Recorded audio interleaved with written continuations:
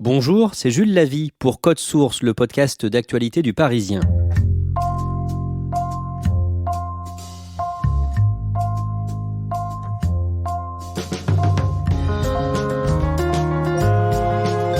Le harcèlement scolaire pèse sur les épaules de nombreux enfants ou adolescents. Ce fléau fait parfois l'actualité. On entend parler des cas les plus tragiques. Celui, par exemple, d'Evaëlle, 11 ans. En juin dernier, la fillette s'est suicidée chez elle à Herblay dans le Val d'Oise. Elle ne supportait plus les humiliations qu'elle subissait dans son collège. Des hommes et des femmes se battent pour sensibiliser les élèves à cette question. Dans le Val d'Oise, Claudia Prolongeau a assisté à un spectacle sur ce sujet, suivi d'une prise de parole.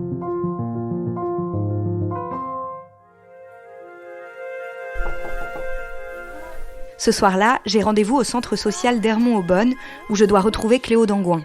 C'est une autrice de théâtre de 27 ans qui a créé il y a 2 ans une pièce sur le harcèlement scolaire, destinée au jeune public et inspirée de sa propre expérience. J'étais une vraie intello. J'aimais beaucoup l'école, j'aimais beaucoup lire, j'aimais beaucoup être avec des personnes plus âgées que moi. Perfectionniste et qui déteste l'échec, petite. Donc le fait que ça marche pas avec les autres, c'était d'autant plus frustrant parce que j'avais désespérément envie qu'on m'aime et de réussir partout. Et quand ça échouait, c'était d'autant plus douloureux. Après, j'étais une petite fille très bavarde, très rigolote, je crois, hyper expansive. J'avais confiance en moi plutôt, dans l'ensemble. Et puis mise en confiance par mon entourage parce que chez nous, on discute assez librement, on n'a pas de mal avec le fait de raconter ce qui se passe. Vers le CM1, j'ai senti que parfois j'étais plus à l'aise pendant l'école que pendant les récrés. Ça a été un peu le premier moment déclencheur, c'est que j'étais jamais aussi tranquille que quand j'étais face à mon truc à faire. Et quand je me suis rendu compte que j'étais quand même plus à l'aise face à un papier que face aux autres de mon âge, là ça a posé un peu souci. J'ai jamais été toute seule. J'ai toujours eu des copains autour de moi, mais par contre, je me sentais de plus en plus isolée au fur et à mesure. J'avais des lunettes, j'avais des bonnes notes, je parlais dans un langage un peu châtié. Donc voilà, il y avait un côté un peu décalé. J'ai passé beaucoup de temps au CDI entre midi et 2 parce que j'adore lire, évidemment, ce qui est très populaire quand on est en 5e. Et j'étais pas très jolie. Comment ça a empiré, si je puis dire ? C'est assez flou. J'ai oublié beaucoup de choses. Ça a été de plus en plus perte de confiance au niveau du physique parce que l'adolescence étant ce qu'elle est, à 11 ans, on ressemble jamais à ce qu'on voudrait. J'étais copine avec des gens que je trouvais forcément plus jolies, forcément mieux. À partir du moment où on rentre au collège et que du coup, on commence à être jugé sur le physique, où les garçons commencent à regarder les filles et inversement, où les filles commencent à avoir leur forme aussi, ça a été un peu déterminant. Parce que j'étais avec des filles parfois qui étaient déjà très développées physiquement et tu sens bien que les garçons leur parlent différemment. Donc en face, j'essaye d'en faire plus et ça marche pas du tout. C'est comme ça que ça s'est un peu décalé. Et après, ça s'est vraiment aggravé justement quand les surnoms commencent à coller à la peau, quand après ça se généralise un petit peu. Et puis quand on se rend compte, malgré tout, qu'on traîne avec les gens pas populaires. À part l'intello qui était plutôt le gentil, il y a eu la moche et le ton, c'était mes 2 trucs. J'ai que 2-3 scènes où je me rappelle qu'on m'ait appelée comme ça, mais je sais qu'on m'appelait comme ça.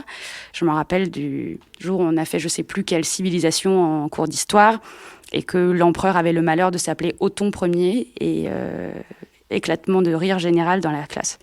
La prof a pas du tout compris. Et je pense même que j'ai ri avec. Le spectacle va commencer. Dans la salle, les adultes ont un peu de mal à faire asseoir les enfants. On va voir un spectacle. C'est on va voir la violence de l'école. Oui, on va aussi voir les harcèlements. C'est quand des gens nous embêtent. Et quand on nous dit des méchancetés. Et ça vous est déjà arrivé ? Non. Oui, une fois moi. Moi non. J'ai pas trop aimé quand on m'a dit des méchancetés. C'est il y a longtemps quand même. C'est fait. Mais encore, il y a un garçon de ma classe qui me dit des méchancetés. C'est qui ? Aïe.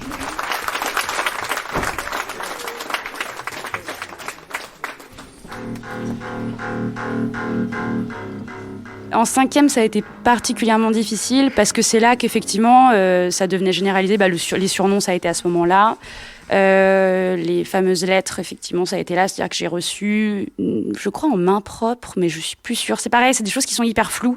On m'a donné une lettre qui était juste des trucs vraiment pas sympas sur moi.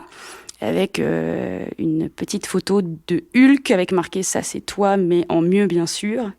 Et puis 2-3 autres comme ça. J'ai rien trouvé de mieux que répondre, parce que j'avais envie de répondre, mais évidemment c'est l'engrenage.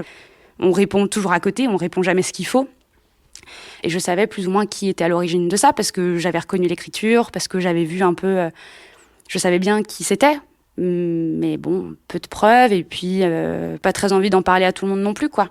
C'était là aussi où on est allé voir le CPE avec ma mère, qui nous a entendu, qui était quelqu'un d'hyper bienveillant. Je veux pas du tout qu'on croie qu'il a pas fait son boulot. Je pense qu'il était conscient, mais simplement, c'était difficile d'agir.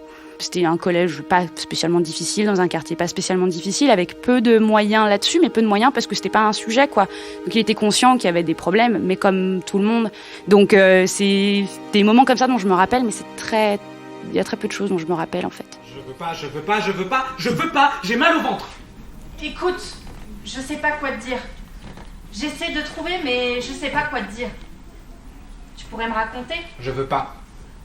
Me raconter ? Oui. La pièce écrite par Cléo s'appelle La Traversée. Cette traversée, c'est celle de l'adolescence et des couloirs de l'école. C'est ce que les enfants voient tous les jours, ces petits coups qu'ils prennent ou se donnent quotidiennement. Alors va à l'école. Tu y vas et je viens te chercher après. Tu viens ? Oui, promis, je viens te chercher après. Ma mère m'a toujours dit que j'étais belle. Elle m'a toujours dit que j'aurais des seins un jour. Elle m'a toujours dit que moi aussi ça m'arriverait et que ça irait mieux. J'étais assez sûre que ça allait s'arranger, donc j'ai pris mon mal en patience en me disant c'est pas la vraie vie, ça c'est l'école. L'école c'est pas la vraie vie et voilà. Maintenant c'est plus douloureux. Après je réfléchis à la jeune fille que j'étais et je me dis que c'est pas mal de penser ça maintenant parce que c'est pas gagné. Ça aurait pu me coller bien plus à la peau, je pense. Et vous en dites parfois des méchancetés ? Non. Jamais ? Non. Bon, moi un petit peu. Moi aussi. Des fois quand ils m'embêtent et à la maison quand je suis énervée. Et vous pensez qu'il faudrait arrêter d'en dire des méchancetés ? Oui. Mais vous n'arrivez pas à vous empêcher ? Non. Ce qu'elle a subi, Cléo n'en a pas eu conscience tout de suite.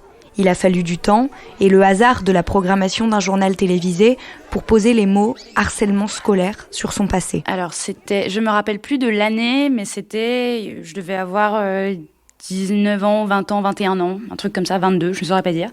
On a vu au hasard complètement un reportage au journal télévisé d'une fille qui allait dans les écoles faire des interventions. Elle avait vécu le harcèlement et c'était vraiment très douloureux pour elle et elle allait en parler avec les enfants. Au moment où elle a raconté un peu ce qu'elle avait vécu, on s'est regardé avec ma mère et on s'est dit mais c'est ça en fait. Elle m'a dit mais alors moi je me suis pas du tout rendu compte. Je dis mais t'inquiète, moi non plus en fait. C'est là que je me suis rendu compte que c'était ça. Je devais avoir 20 ans parce qu'après j'en ai un petit peu parlé avec des copains avec qui je montais des spectacles. Et c'est là aussi qu'est venu le moment où j'ai arrêté de dire qu'il m'était jamais rien arrivé dans la vie. Chose que j'ai utilisée dans le spectacle, c'est qu'avant je disais qu'il m'était jamais rien arrivé, que j'avais une vie plutôt simple. Et c'est à partir de ce moment-là que j'ai commencé à y penser vraiment. Après est venue l'idée quand j'ai voulu écrire un nouveau spectacle, mais cette fois-ci un spectacle qui est vraiment du poids pour les gens. Et j'ai choisi ce sujet-là parce que je me suis dit, il y a peut-être moyen de faire quelque chose avec ce que j'ai vécu. Donc voilà, c'est ce truc-là qui a été charnière un peu, ce moment. J'en ai marre. J'en ai marre. J'en ai marre de tout. Le spectacle, je l'ai écrit pendant longtemps. Je voulais que ça parte de moi et de mon imaginaire. Je voulais pas égrener tous les harcèlements possibles, c'était pas le but. Je voulais pas parler de choses trop graves non plus, de tentatives de suicide, ce genre de choses. Je voulais pas parce que c'est parfois, pour les collégiens notamment, ils savent très bien qu'il y a des gens qui se suicident. Ils savent beaucoup moins que ça peut être juste un petit surnom, que ça peut être des choses beaucoup plus insidieuses, beaucoup plus invisibles. Et moi, c'est là-dessus que je veux sensibiliser. C'est sur les petites humiliations du quotidien, en fait, plutôt que sur les cas les plus graves, parce que c'est de ces humiliations du quotidien que ça se termine en cas grave. Mais c'est fatigant, parce qu'il faut replonger dans des trucs. Il y a un peu une notion de culpabilité aussi qui rentre au fur et à mesure, comme l'impression de remuer des choses qui n'ont plus besoin d'être remuées, l'impression de parler de choses qui n'étaient pas si graves, de comparer avec ce que vivent les autres en se disant « oui, mais moi, c'était moins pire ».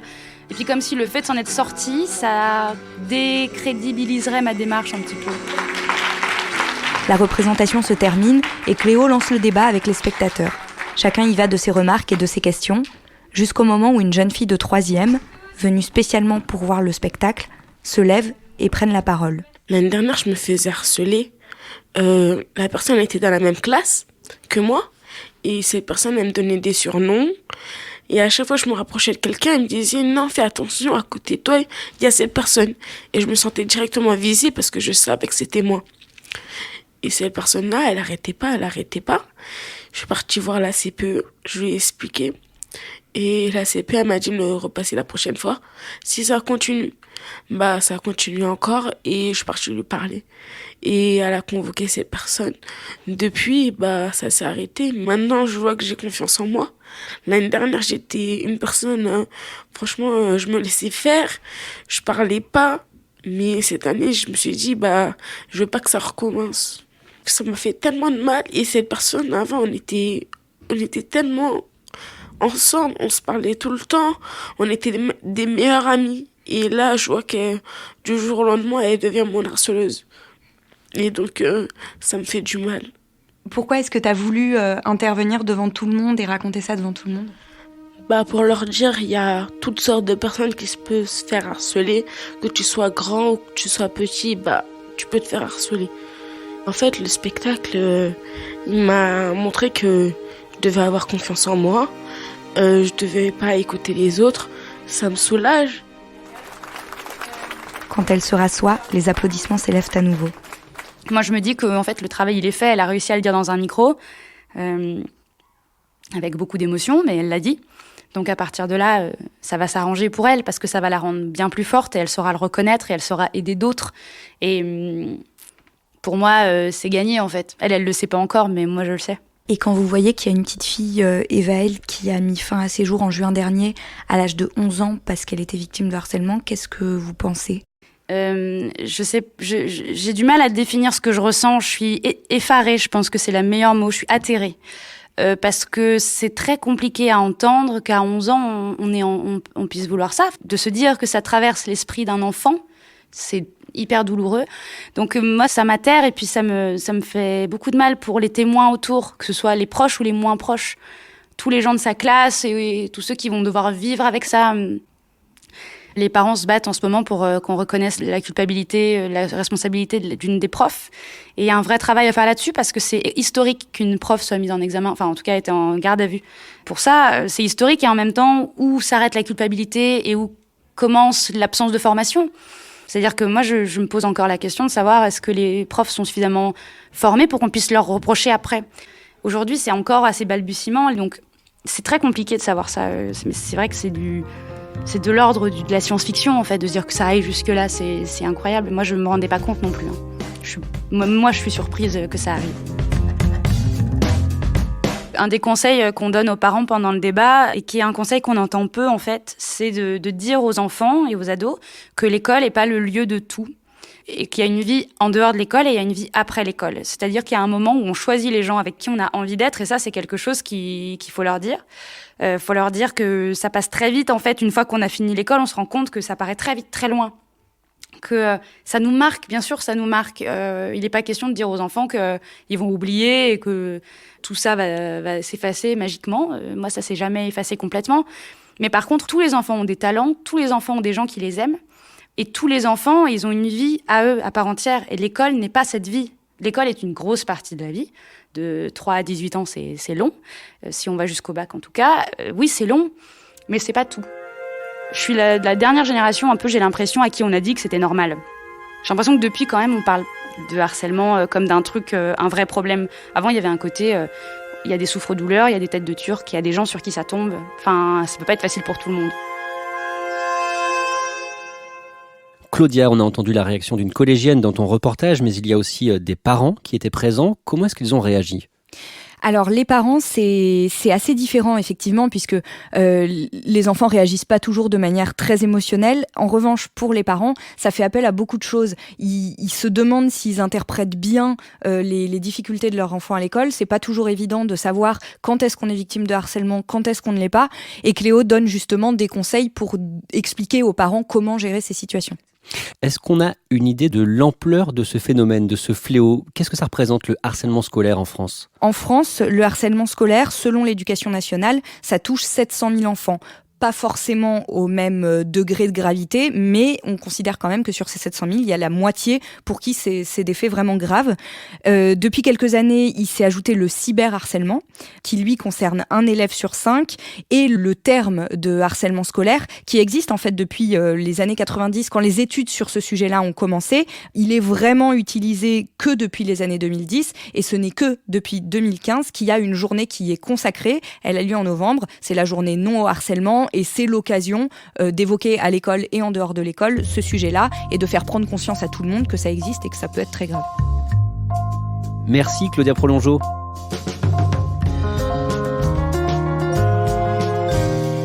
Épisode produit par Stéphane Geneste et Clara Garnier-Amouroux. Réalisation Alexandre Ferreira. Code Source est le podcast d'actualité du Parisien, disponible chaque soir du lundi au vendredi à 18h. Vous pouvez nous écouter sur toutes les applications de podcast, mais aussi Deezer et Spotify. Et n'hésitez pas à nous écrire directement codesource@leparisien.fr.